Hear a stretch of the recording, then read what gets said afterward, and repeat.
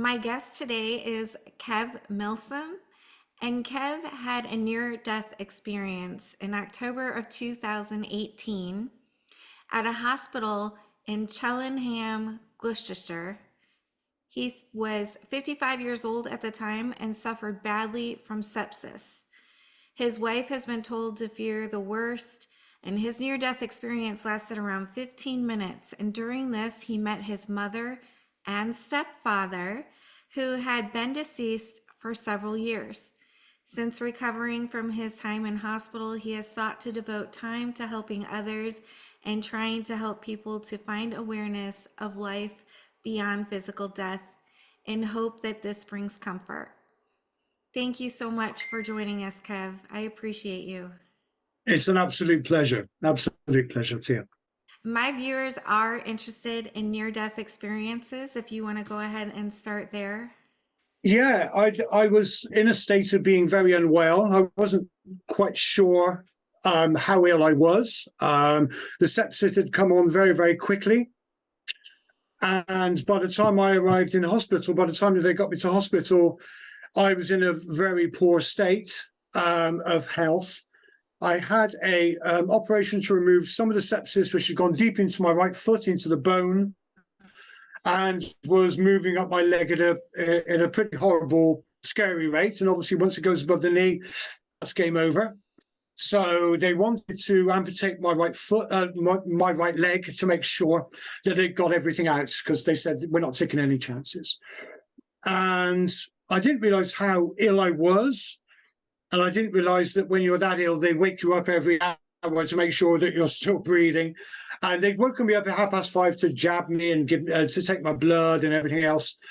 And I couldn't go back to sleep because I knew that at 9 o'clock I was going to say goodbye to my right leg. And I was in a bit of a state of reality. And I was fine with it because I knew that it was the only way of keeping me alive. And I thought, well, at least I can have a robot leg and, life can carry on, because at 55, it's no time to pass over. And I didn't feel very well. During the surgery, my heart had started to give out, and they'd had to do something with my heart. They'd had to lower the medication that I was on. And I had a pain in my chest, and I was going to I tried to reach for the button by the side of the bed, and all I can remember is falling back on the bed, and the next thing, I'm traveling down a tunnel. And I'm going very, very quickly. It seemed to go very, very fast. There was a light at the end of the tunnel, and there seemed to be way markers in the tunnel. It felt like I was in a motorway or a freeway tunnel. There seemed to be things on the wall that reflected the light that was coming in. But I remember going very, very, very quick, feet first. And when I got to the light, I ended up standing in the middle of a very strange room, which was beyond white. It was gleaming. The floors, the ceiling, the wall were gleaming white, almost shimmering white. And at this point, I didn't have any thoughts about, I died. It's a weird thing, but I just kind of was going with what I was processing. And I saw my mother, who had been dead at that point for 9 years, and I saw by her my stepfather, who had been dead at that time for about 14, 15 years. And they walked towards me. And my mother, when she passed, she was 84 when she passed, but she was in a very poor state of health. She had dementia. She was never going to walk again. She had no physicality at all. She practically ran towards me. She bounded towards me. Very lucid, because she couldn't speak at the end or anything.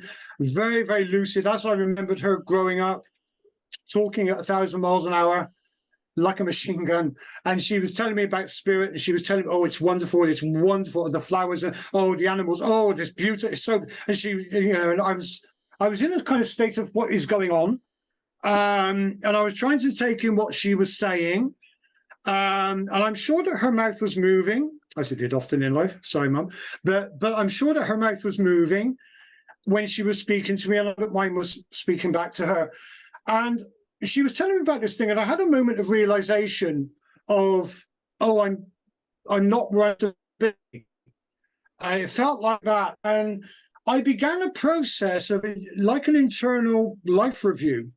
It was a self-evaluation. And I reviewed myself and I reviewed my life, and I realized that there were a lot of things in life I hadn't achieved. I'd been quite cowardly, I guess is one word, or I'd been afraid, I'd lacked confidence, and I had a lot of creative things, I had lots of books to write, I had lots of music to compose, I had lots of things to do, and I hadn't really done any of them. And it really kind of hit me hard. And there was no judgment from anybody else, certainly not from my mother. But I felt really emotional about this. And I thought, oh my God, what have I done with my life? I've had 55 years on this planet, and I've not done a half of, or a quarter even, of what I wanted to do. I've had a family, I've had children, I've had jobs and all that stuff, but I've not achieved my life's goal, maybe, which lies strongly within the creative arts. I've lacked confidence in myself, and I got really cross with myself. And my mother realized that I was in a little world, and she said, well, you're not going to listen to me as usual, so listen to him. And I looked over to my left, and a gentleman emerged through a door in the wall, which I didn't even know was there. But as soon as I looked at the door, I knew that it was behind a barrier. I knew somehow inside that if I went beyond that door, I wasn't going to come back. But so the room felt like a kind of a holding room or a waiting room. And this gentleman walked towards me. I'm not Christian, Tia. I'm not religious in any way, really. But if I had been, I would have said that it was Jesus of Nazareth, because he was physically similar. He was dressed in a white robe which shimmered with color, and he had a beard. I would say he was more European, though, than Middle Eastern. And he walked towards me, and I never felt such peace in my life. And I was highly emotional at this stage, still beating myself up about what I hadn't achieved in life. And he came to me, and I was quite emotional. And he calmed me immediately, and he said, not with his mouth, but purely mentally, using telepathy, why are you here? And I said, well, that's a good question. I'd love to know why I'm here. I don't know. What do you want to do? And I said, I want to go back. And he said, why do you want to go back? And I got quite emotional. I said, you know, there's things I haven't done, and I could have written this, and I could have done all of these things, and I haven't. And he came close to me, and he touched me, I think, on my arm or my forearm, and I calmed completely down. And he kept, every time that I said, well, I need to do this, he would just put the ball back into my court and said, what do you want to do? What do you want to do, Kevin? And I said, well, I haven't done it. And he said, well, is that what you want to do? And I said, yes. And at that point, I woke up. I was back in my hospital bed, and tears rolling down the face. I think about 10 to 15 minutes had passed. It broke up when you were saying. Oh, I'm sorry. No, it's okay. I just want to go back because I think it was important. Yeah. When you were talking about he was asking you what you want to do, that's where it like cut off. And I feel like we missed what you told him. I shall reverse and go back to that. Thank you. So this gentleman was there, and he was giving off lovely waves of patience, calm, love. I've never felt or seen a more peace in my life. And he said, what do you want to do? And I was still a little bit emotional because I was evaluating my life. There was no judgment from him at all or from anybody else. It was purely internal. And he kept saying to me, what do you want to do about this? And I said, well, I want to go back, and I want to write, and I want to do this, and I want to create that, and I want to do all of this stuff. And he just simply said, well, if that's what you do, then go back and do it. And at that point, I woke up in my hospital bed, my face, and about 10 to 15 minutes, it was unlike any dream I've ever had. It felt so real. The emotions were phenomenal. And at that stage, I was still very ill, but I'd not been well enough to go on the internet.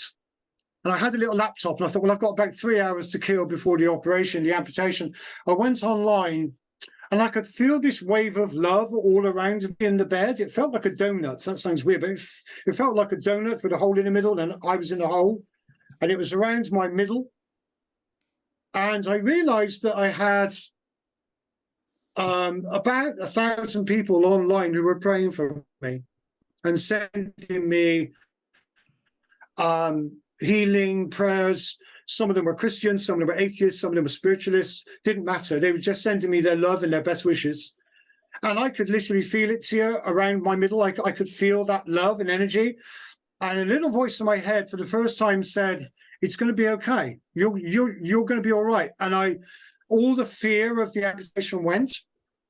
And when I came in to do the surgery at 9 o'clock, my leg had been black the day before with sepsis. And when they came in at 9 o'clock to do the amputation, the surgeon came to me, "Are you okay to have your amputation?" And I said, "Yes." And they took off all the bandages, and my foot was as pink as a baby's behind. All Wow. trace of illness had gone, all trace of poison had gone. And they looked at me as if I was a bit of and I said, "What's going on?" And they said, "Well, I'm sorry, we don't know." And the surgeons say at that time, "Oh, the human body is a wonderful thing, it's miraculous sometimes," but they could not explain how it had suddenly all gone away. And so I did not have to have my leg amputated. They told me that my foot would never heal, because when they had done the amputation, it was like a scooped out. It was literally, I could look down and see my ankle. The entire middle of it was scooped out. And some of the bones had been broken. And they said, "Well, it's never going to heal. You're going to need plastic surgery." And then they said, "It's probably going to take 11 years to heal." And it ignored them completely. And inside a month, it had healed completely. And they said, "We don't know how that's happened, because there's the inside of your foot had nothing in it. So it's got nothing to, and yet the foot just went." And the only person who understood it, the nurses understood it, the surgeons just thought I was weird and told me to go away. The only other person who understood it was the hospital chaplain, who came round and talked to him. We talked for about an hour and a half about the healing power of God's love. And she was a trained medic herself. And she said, "I've seen your notes. You should be dead. You shouldn't even be here. And your foot should not be in that state." I was in hospital for just over a month. So it was a medical mystery as to how it cured, but it didn't surprise me in the slightest, because, I've been working within spiritual healing for, at that stage, 35 years. I've seen wonderful things with spiritual healing and the power of God's love. And so it didn't surprise me that much, but it's still, I think the severity of it still came as a shock, certainly to those around me in the hospital. And I was also told that the other 50% of my healing was down to my positive mindset. I was determined to live here. I wasn't going to die. It's as simple as that. I just thought no. And the more they told me I was going to die, the more I dug my heels in. And no, and I knew that I'd been given a chance to come back. I knew that that was set in stone. And I thought, well, I've got to now make something of my life. Every day is a gift now, isn't it? To come back from something every day is a blessed bonus. And I think from those 5-6 years onwards, it's 5.5 years ago now. And oddly enough, all this happened on my mum's birthday as well, which is an added bonus. But it's just made me more resolute now to kind of live my life to the best of my ability, and also to share what I went through in the hope that it helps somebody else, to pass that knowledge on, or to pass that experience on, because, if that helps somebody to lose fear of physical death or bereavement, or helps somebody to realize that there is something beyond our physical life, then I love it. It's become my kind of life mantra. Stories like yours, they do help so many people. So I appreciate you sharing with the world. We need to get the word out, because Absolutely. it is so helpful for people that are facing death, and for people Mm. who have lost loved ones, and Yeah. people also, other people that have had near death experiences. Some people don't understand what's happened to them, so when they meet other people or they hear stories, they think, "Oh, that's what happened to me," and they Mm. weren't going crazy or something like that. So Thank you very much for sharing. You, Absolutely. you said you saw a figure similar to Jesus, who you would Hmm. describe as Jesus, but you weren't a Christian, you weren't part of a religious organization. Has No. that experience changed your religion status or your opinion about Jesus? Um, not really. I'm fascinated in religion from a psychological and historical perspective. I've done courses on it at university. I do have a I've always had an inbuilt fascination as to why people have a faith, what makes them believe in that faith, and the causes behind it. I'm a fan of psychology and sociology, so it's of natural interest to me. I've always known that there's something there. I've always known. It's an odd thing because if you say that you're spiritual, I'm not sure how it is in the US, but in the UK, if you say that you're spiritual, there's always this assumption that you don't believe in God. And I've always said to people, yes, I do believe in God. And it kind of throws them a little bit because I think to some people, God is part of the religious or the Christian makeup or whoever. But I've always had a feeling, and I've been very blessed to have had a life with many experiences of a spiritual nature from 1970, 71, going back to when I was 7 or 8. So I've always had this quest to find out what's going on. I've had a life devoted to spiritual development and spiritual exploration. I'm fascinated, as I said, by all faiths. I'm fascinated. I can see truth in all faiths. I think I find truth a lot in Buddhism. I find a lot of truth in Eastern faith. But I think you can look at any faith and take out the truth of it.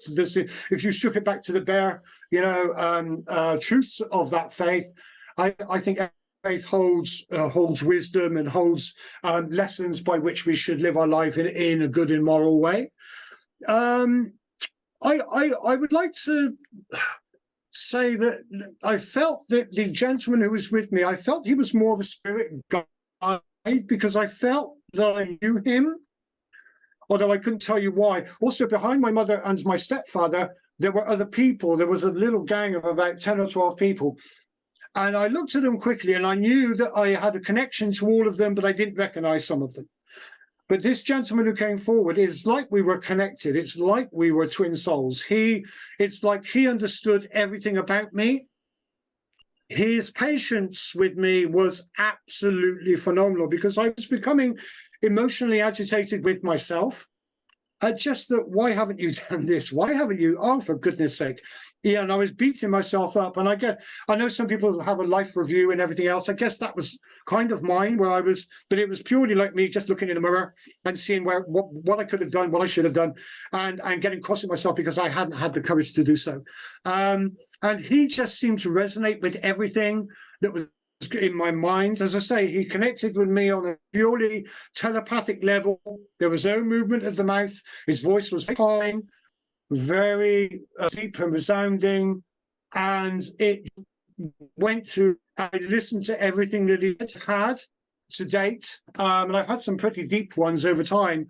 But it was really personal to you. It was so personal because it felt like he understood me, and I felt that respect and that care, and I just wanted to be in his presence because I felt that he reflected everything about myself, about my beliefs, my core values, my spiritual values. He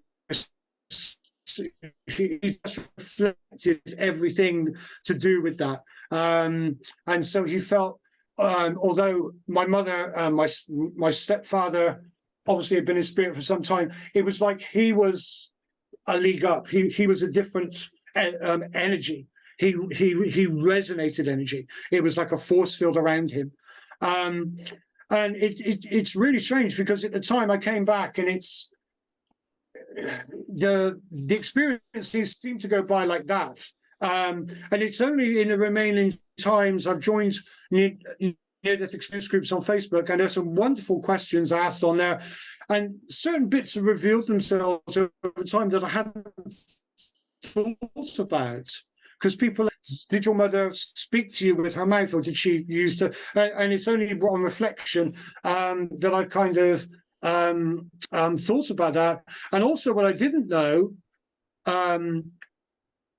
was the white room that I was in is a pretty common aspect of near-death experience. Now, I've read a lot. I studied near-death experiences for a long time.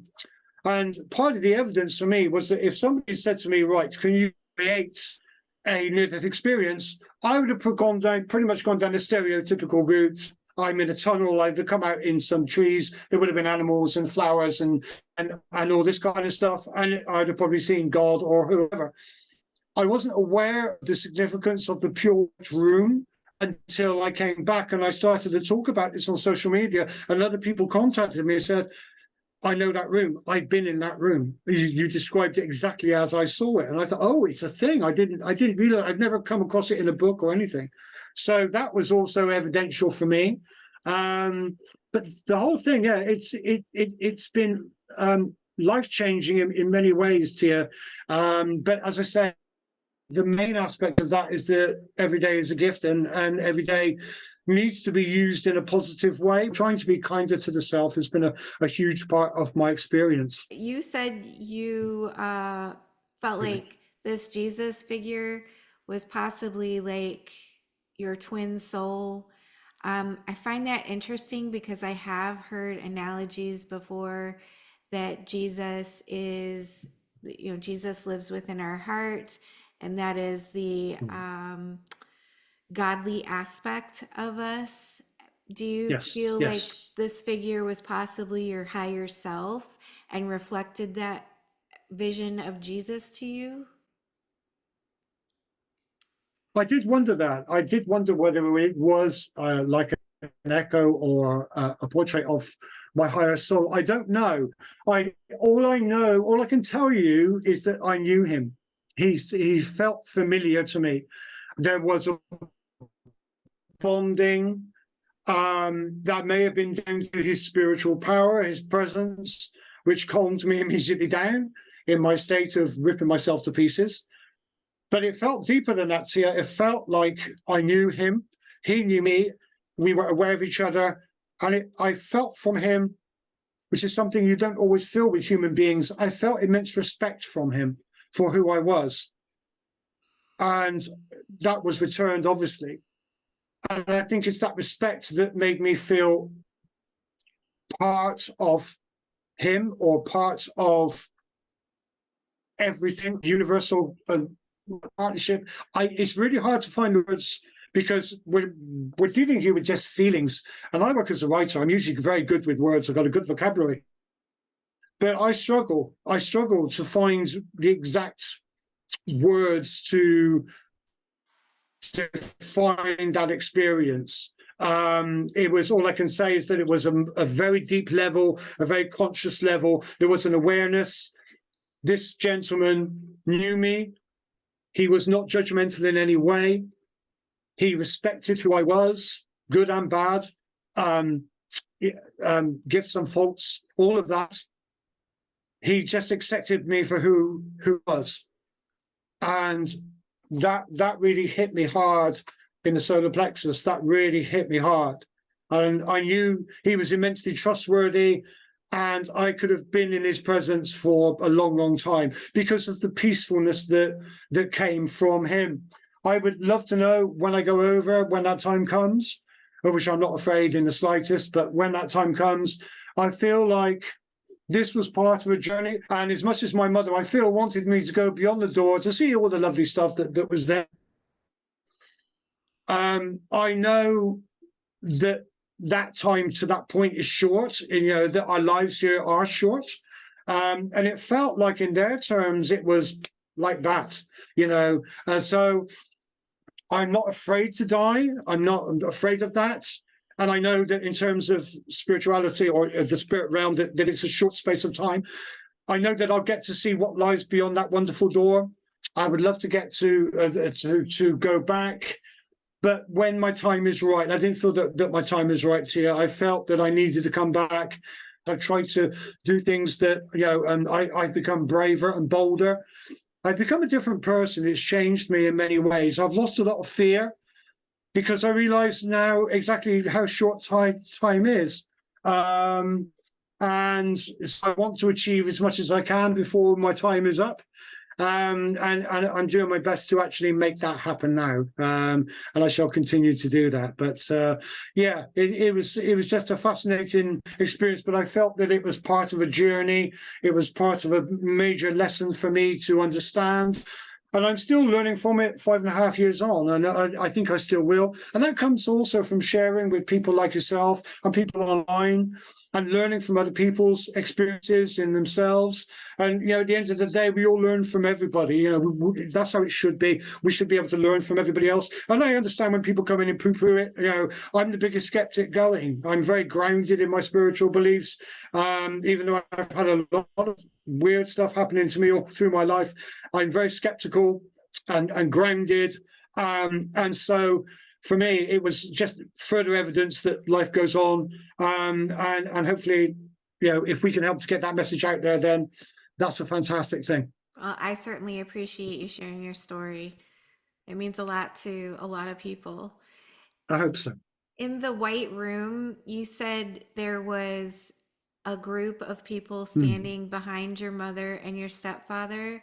Yeah. You didn't recognize them. Do you feel like maybe they were ancestors? That's a really good question. I'm not sure if you're aware of the concept of group souls. If you've come across that term, that's something I firmly believe in and have done for some time. That's a concept that I can certainly lend my ears to. And it felt like something like that. It felt like my spirit team maybe were there.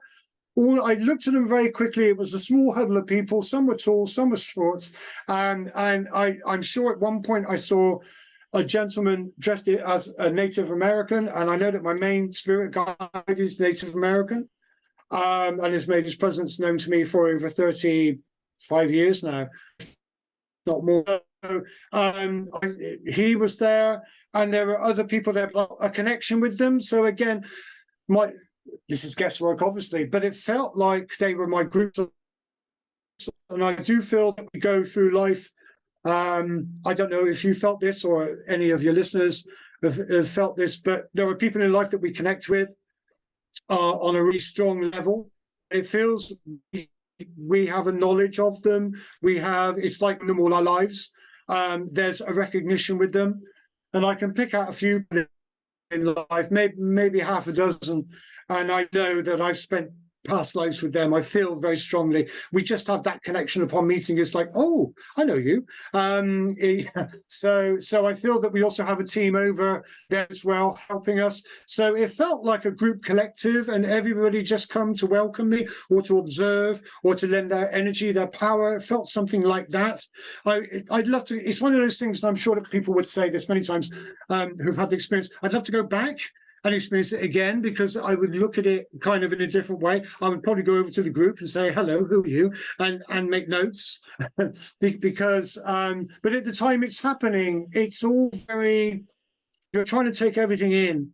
It's happening, this is happening, now that's happening, now this is happening, now that's, and so I was reacting very quickly, whilst also internally analysing my entire life for 55 years, and working out where I'd gone wrong, what I should have done, what I shouldn't have done, blah, blah, blah, blah, blah, blah, and getting quite cross with myself because I'd lacked the energy and the confidence and maybe even the ego to kind of push forward and do things. And I'd weak when I should have been strong, and kind of experience it again. I'd love to observe what my mother was wearing. I'm sure she was dressed in her favourite blue outfit that she wore to our wedding. I'm sure she had a hat on, but it all seemed to happen just very, very quick. And it is like kind of getting punched in the face. You're kind of reacting to it, and then you're reacting to this one, and then there comes the uppercut, and you're trying to deal with it as it happens. And it's only in the 5.5 years since that there's any sense of reflection upon, oh, my mother, oh, what was my stepfather wearing? He was smiling. He was his usual self. He couldn't get a word in edgeways because my mother. You know, how did my mother sound? She still had her local accent. She was walking with, she like had not walked since she was in her 50s. She was compos mentis because she had dementia. She didn't know what day it was. She didn't know her name. She was lucid. She was her old self. All the personality was there. And it's wonderful because when she died, it was just a horrible. I cared for her for the last 4 or 5 years of her life, and I had to watch her die every day. A piece of her went every single day until there was nothing left.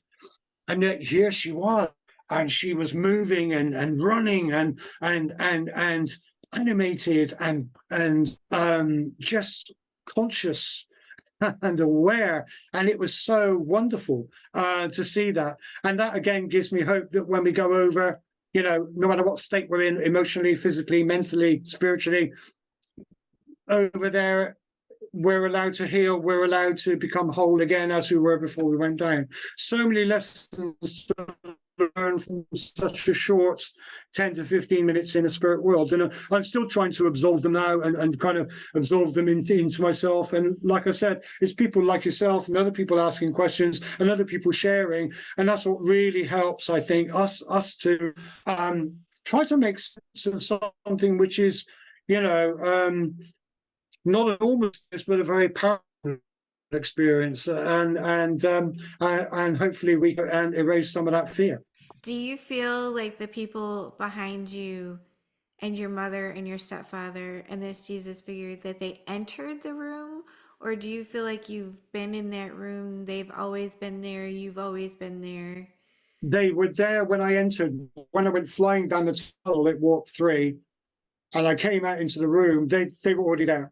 They were the first things. My mother was the first person I saw, and then I thought, oh, there's Dennis, my stepfather, and then there's people behind them, and then I went back to my mother, who was walking towards me or running towards me. Oh, it's lovely to blah blah blah blah blah blah blah.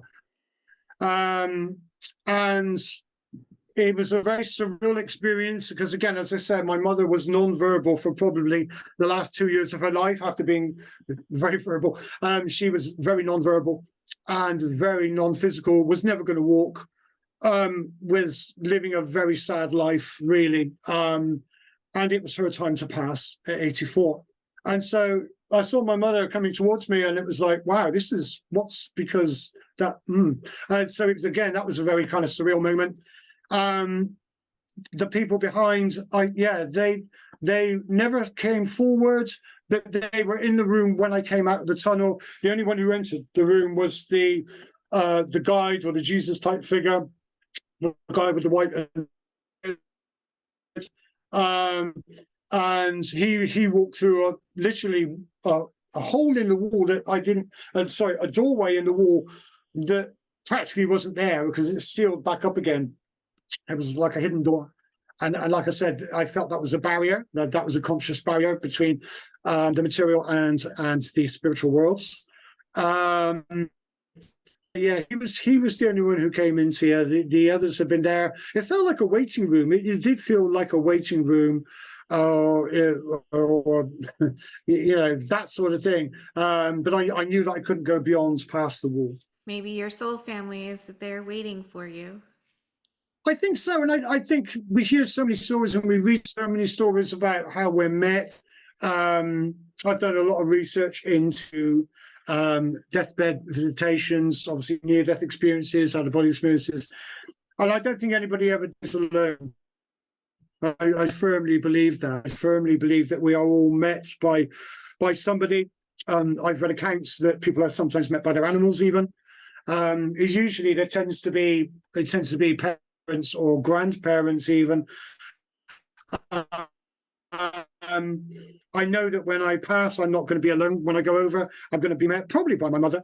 And yeah, I think that's a very important and comforting thing to know, that nobody appears to die alone. Going on the thousands or tens of thousands or even hundreds of thousands of accounts that we have over recorded time of near-death experiences, and certainly a book that I've ever read, which is considerable over a 5-decade span. There always seems to be that connection where people are met. And as I say, last year I spent a lot of time reading deathbed experiences where loved ones are conscious of people in the room when they are passing. They know when they're going to pass. The nurses know when they're going to pass because there's certain elements of vocabulary that they use as if they're going on a journey. They might ask for and if they got their passport or if their suitcases are packed, and the nurses know, then it's probably within maybe 3 or 4 hours, or certainly within the next day. But they're also used to people seeing in a hospice scenario or hospital scenario, their loved ones coming forward. And I think my mother went through this when she passed. Her parents were in the room. And again, that's a very, very comforting thing.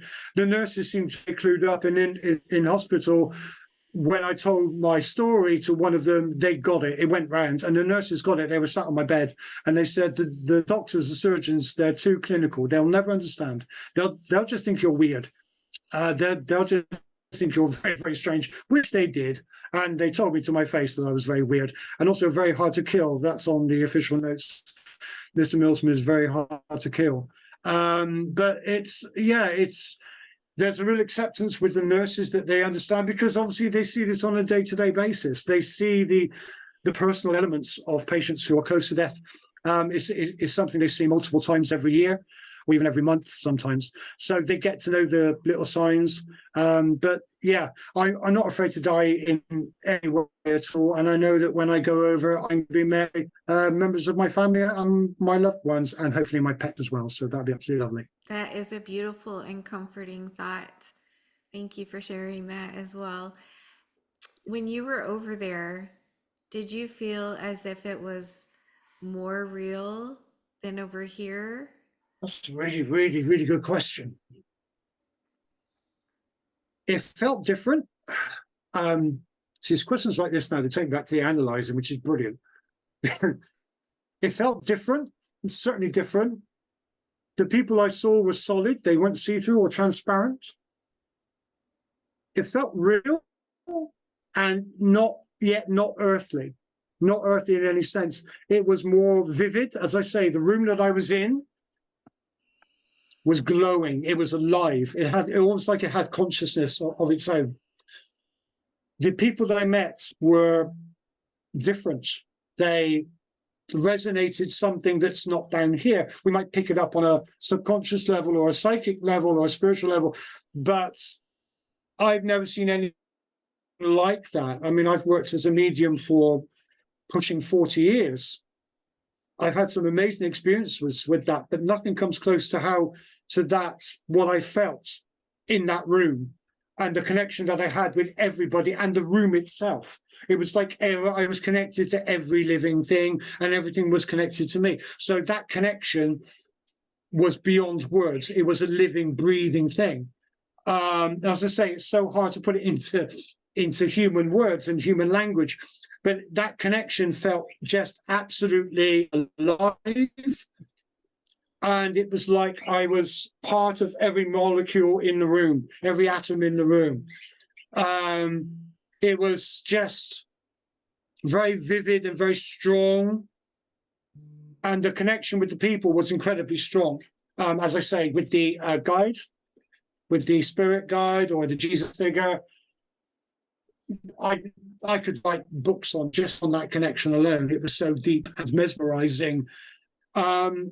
And more so in reflection, because I say at the time I was very emotional with myself and kind of beating myself up and wondering why I hadn't done things. And he was just able to calm me right down.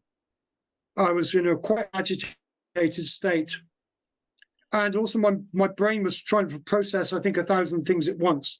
Part of me wanted to know what was beyond that door. Part of me wanted to go, because I thought, oh, wonderful. Yeah, because my mother was obviously selling it really big time. Beyond, I can go to the next dimension. It's going to be and then that was counterbalanced by, you haven't achieved what you came down to do. And I also thought, well, if I don't achieve it this time, I'm going to have to come back next time and go through it all again. And I thought, well, I might as well go back and, and also, why haven't I done this? And blah, blah, blah, blah, blah. 1,000 thoughts at once. And it was like the room was with me, supporting me, aware of me, and everything contained within it. And it felt like, I've always felt that that's how spirit is beyond that door, that there's this wonderful connection that we have with everything. And I, you know, we hear wonderful stories about near-death experiences, which is what I would have probably given myself had it been a stereotypical dream. I would have wanted to have been out with the animals in the field and communicating with tigers. I would have wanted to hear the singing flowers. I would have wanted to see the beautiful trees and the wonderful sky and the wonderful spectrum rainbows and meet all the wonderful spiritual people. And it would have been absolutely amazing. And I did in a white room, in a waiting room, which was lovely. But a part of me wanted to go beyond. But yeah, that I think the biggest thing I can take away from that, Tia, is that sense of connection. And that's something that I've tried to teach since I came back, or to research that sense of higher, that sense of connection with the universe. That, you know, and I'd had previous experiences like that back in the 80s that were similar, but this was on another level. It was more personal. And so I am aware of this connection, and it's something that I try to pass on now. If I'm taking classes or anything, I try to open people up to that connection, to be consciously aware of first of the self, and then aware of everything around, because I think we lack that as a race of humans. I think we lack that awareness. We tend to be very localized, but there is this wonderful connection with everything. Which I think is expressed a lot within Eastern cultures and religions, but there is this wonderful connection. And I felt that I was lucky enough to just experience a tiny part of it that day, and it made me want more. It's very addictive. It's very, very addictive. And yes, I want more of it, but I know I have to serve my time here before I can go back and kind of experience the full thing, join the party, as it were. I was going to ask you why you wanted to come back, and that was to fulfill your purpose, correct? Yes, Were you able to, very much so. yeah, were you able to complete the things that you wanted to do, or are you still in the process of that? Both really. I'm in the process of doing a lot of things. I have made conscious effort. I struggled a bit with, as I say, with disability, which did cause mental health issues for a time, but I've come through that. I'm coming through that. My health in general has taken a downward turn since that time, largely due to diabetes. But my mindset is different. That's what's changed now. I'm less fearful, because I think when you go through something like that, you think, well, what's this going to happen? And I think prior to that, Tia, I'd been too conscious of what other people thought. I'd been too conscious of my own fears. I'd been too afraid. Oh, I could do that, but I could write that book, but what if people don't like it? Or I could compose that music, but somebody might not like it, and I'd be devastated. And I genuinely come back now, and I do not give a flying fudge. I really don't care. I really don't care, because to me now, I've got an ideal of what I want to achieve. I've got an ideal of what I want to do, and nothing is going to stop me from doing that. I've made some inroads before, like on Facebook. I'd set up a spiritual upliftment group, which has been going now for about 11 years. Because I see so much negativity on social media, I thought, no, I'm going to make a group that focuses only on upliftment and spirituality and lovely kindness, and let's see how wonderful humans can be, instead of how horrible they are, creating wars and being horrible to everybody. So I did that. Also, when I came back, I wanted to build another group focusing on all elements of parapsychology, life beyond physical death. So we set up a Facebook group called Life Beyond Life, and that's been going for 5 years now. And we've got nearly 1,000 people in that. And I try to put in that, myself and the admins, it's a combination of feel-good, spiritual upliftment, but also delving into the historical side of parapsychology, giving people's personal experience. I've got a lot of books that from the Victorian era, the early stages of parapsychology in the 1880s, when it was a really serious business, when it was run by professional psychologists at the time.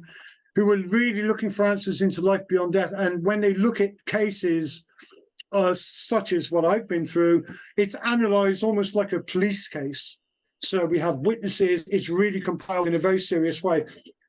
They're looking for stone cold evidence, and when you do get that stone cold evidence, it's fascinating. I'm currently going through 1886 2-volume 1400-page journal, which is absolutely amazing and covers over 700 accounts of life beyond death, apparitions seen, and each one is gone into, as I say, in immense depth with witnesses, statements, and everything else. And it's just remarkable that the evidence is out there, because a common cynical retort that I hear is, well, where's the evidence? And you think, well, if you look for the evidence, there's absolutely tons of it. Spiritualism is 170 years old now, modern spiritualism. But life, I've recounted near-death experiences that go back to the 4th century AD. And there are some that are even BC as well. There are accounts of ghosts or spirits even back then. So we've had these all the through recorded time. I think sometimes, unfortunately, cynical minds tend to dismiss things, and certainly they dismiss accounts such as myself as anecdotal, so therefore they are immediately dismissed as, well, there's no evidence to back that up because it's somebody's personal experience. And my answer to that is, show me something in life that we live that isn't a personal experience. Everything is a personal experience.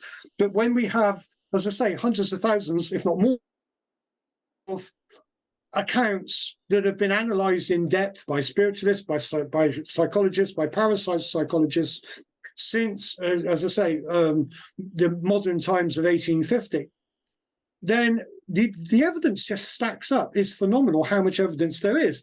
And in our group alone, people come in, and we've created a safe space there, very similar to yours here, where people are allowed and encouraged to express themselves, because they're not going to get laughed at.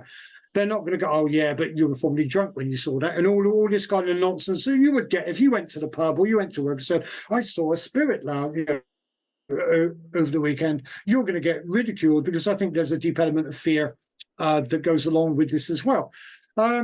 So for me, it's a growing process. I belong to a lot of groups on Facebook. Some of them have tens of thousands of people in. And I think, as you say, the message is getting out there. It's getting out there slowly. But for me, because I was working on a book to do with this, I think I might turn it into a YouTube channel now. But for me, the intention behind this is not to prove to science that there is life after death. I don't care what scientist thinks. I don't care what a scientist in New York or Timbuktu thinks about what I went through. I don't care about what a journalist or even a parapsychologist thinks. I was there. I know it happened. What I care about is reaching people who have suffered bereavement and loss, because those are the ones who need to hear that message. I'm not interested in the academic side of it. I think it will come round to it maybe further discussions into quantum physics, quantum mechanics. Maybe in 50 years' time, we'll have a different understanding of how life works and how life ends. At the moment, we don't. So my intention purely in creating the group, and also in putting stuff out there and recounting people's experiences, is purely to help people who are suffering from grief and who are struggling with that, especially in the context of thinking, well, that's the last time I'm ever going to see of my wife, my husband, my father, my dog. And so the more that we can get the message, the more that we can shout from the rooftops. Look, there is, here's some very evidential stuff out there written by a complete skeptic before they had this experience, but they're now a confirmed believer. They would have, or even a cynic. And I think the more that we can do that here, the more comforting life becomes for a large part of society. We can only do what we can do, but social media is such a wonderful thing. The internet's a wonderful thing. And like I said, 20 years ago, I would have written a book. I've been researching a book for 5 years, but I've realized that I might sell 100 copies of a book, but I might get 30,000 views on a YouTube channel, or, so I think if we want to get the message out there, we have to embrace social media and as I say, shout loudly from the rooftops and speak our truth. I agree with that 100%. And that's exactly why I'm doing this. And I Good on feel, you. I hope someday that near death experience stories will be an integral part of grief therapy because it is so helpful. And a lot of times you're religious, and then you have someone close to you die. And this is an example of me. Mm, And you don't want to believe anymore, you want to know. no, And that's where the exactly. near death experiences really help, is knowing these experiences are actually happening to people. So it is a big part of healing, is learning about the near death experiences. And I think it helps people that are facing death as well. So, Mm. Oh, maybe absolutely. they're Mm. afraid of what's coming, so it helps them put their mind at ease as well. Yeah, I really, really hope so. I think we are moving into a more holistic world, which started kind of in the 60s and 70s. I've worked since my near-death experience. I decided that I wasn't doing enough. I qualified. I've been doing meditation for about 30 years at that point, but I never got the qualifications because I was young and a rebel and stupid. I thought, well, I don't need paper to do all that. So I went away and put my adult head on. I got qualified to do various things, including teaching meditation, sound therapy, and music therapy. And now I run public groups here. And we also run online groups as well, where we just help people to unwind. And I use sound and music therapy just to help people to relax, or to help people. We also run deeper spiritual groups if people want to develop themselves spiritually. Again, that's something I've done since the 1980s. But we're moving into a world now where that's becoming more real, and more people are adopting that kind of lifestyle, especially when they find that conventional drugs don't work or conventional medicine doesn't work. That a lot of issues, especially around stress and mental health issues, can be dealt with in psychological ways and counseling ways. And I've certainly got empathy with that because I've walked that road myself. And medication does nothing for me, it did nothing for me at all. But it came out through hypnotherapy and through counseling and things like that, effects of health and just the effects of life over my lifetime. And I think that the world is now starting to embrace a more holistic mindset. I have one more question for you that goes Go on, back to go your on, near go death for it, experience. go for I it. don't mean to go backwards, but I've been thinking about No, no, this. no, And no. you Go on said then. when you woke up, you felt this Mhm. donut shape around you. Do you feel like Mm, that was your mm. toroidal energy fields? It felt like love. Now, I felt the donut around me when I came back, which kind of freaked me out a little bit because I didn't know what it was. It's not often you get something like that. Yeah, that for the first time, that donut thing around me, and a little voice in my head, it sounded a bit like my mother. I must be truthful, but it said everything's going to be okay. Everything's going to be all right. Everything's going to be fine. And I believed it. So when they came in and said, "Oh, this is your all trace of poison is gone from your blood. We can't explain it," and I'm sat there kind of smiling to myself because I've got, they don't know that I've had this experience over there. They're not aware of obviously the donut around me. They're not aware of the healing energy that I felt, the love, complete unconditional love that, as I say, made me. And I'm not one to cry, but oh my God, it was just unbelievable. Just the pure emotional power and energy. Um, and I thought, yeah, I am going to be all right. I'm going to make darn sure. And even that later that day, I still had a couple of surgeons who came in and said, "We still think you're going to maybe, not survive this, Kevin." And I just laughed at them, really, or smiled at them because I knew darn well, and they told me that my foot was not going to get better. It was a physical disability. And again, you're going to be all right. You're going to be fine. You might be, you might be a bit limpy and disabled, and it has been a healing process and still continues to be. But I can get about. I can walk. I can do things within reason. I've had to adapt to certain ways of life, but I'm not dead, and I don't have an artificial leg, and I don't have a trace of sepsis in me, and every day is a blessing. And I just want to really just now live that out to you.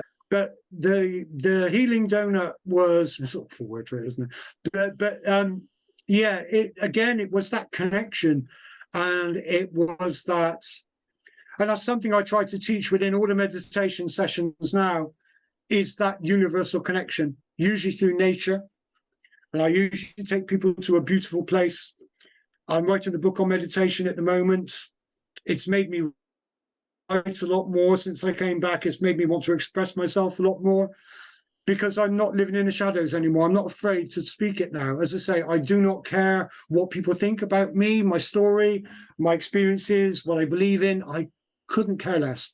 Thank you, Kev, for joining us. We've run out of time. I appreciate you immensely, and I've been honored to have you as my guest. Thank you so much. It's been an honor and a privilege. Take care. Thank you. Bye bye.